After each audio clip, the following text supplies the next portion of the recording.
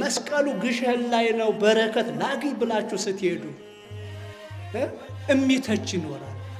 በእምነት አይን የማይ ልብ ነው። በእምነት አይን የማይ ስተት አይደለም። አባቶቻችን መስቀሉ ስዕሉ እንድንጠቀምበት ሲያዘጋጁ ከክርስቶስ እየነጠሉን አይደለም። ክርስቶስን የማወቅ ክርስቶስን የመረዳት ክርስቶስን የማመን መገለጫዎች ናቸው እነዚህ እንጂ ክርስቶስን እያዘናጋል እንዳይመስላችሁ። ክርስቶስን መስቀሉ ይተካል ብለንም አይደል፣ ስዕሉ ይተካል ብለንም አይደል። በእምነት አይን ማየት ሲያቀተን ግን ጸበል መጠጣት ይከብደናል።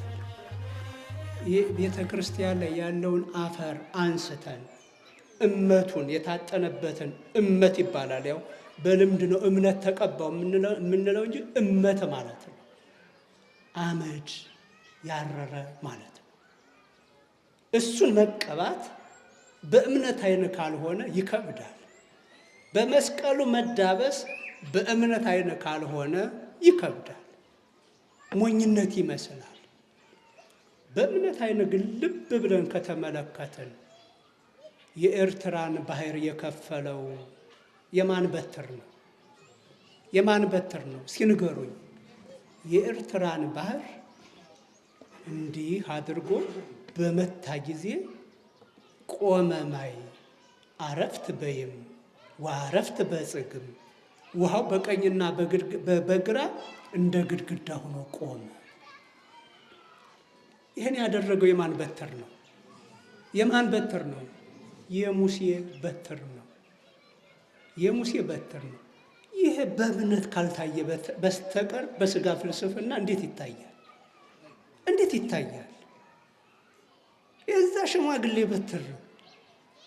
የእግዚአብሔር ኃይል ባደረ ጊዜ እንዲህ ነው።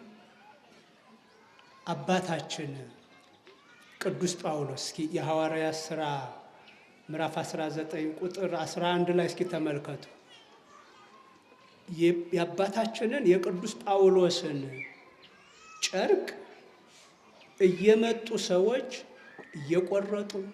እየቆረጡ ይወስዱና በታመሙት ላይ በድዌዎቹ ላይ አጋንንት ባደሩባቸው ልዩ ልዩ ሕመም ባለባቸው ሰዎች ላይ ወስደው የቅዱስ ጳውሎስን የጨርቅ ቁራጭ ባስቀመጡ ጊዜ አጋንንቱ ይወጡ፣ ድዌዎቹ ይፈወሱ አልነበረም ወይ? ምን ተጥሎባቸው ነው? የቅዱስ ጳውሎስ ጨርቅ ተቆርጦ።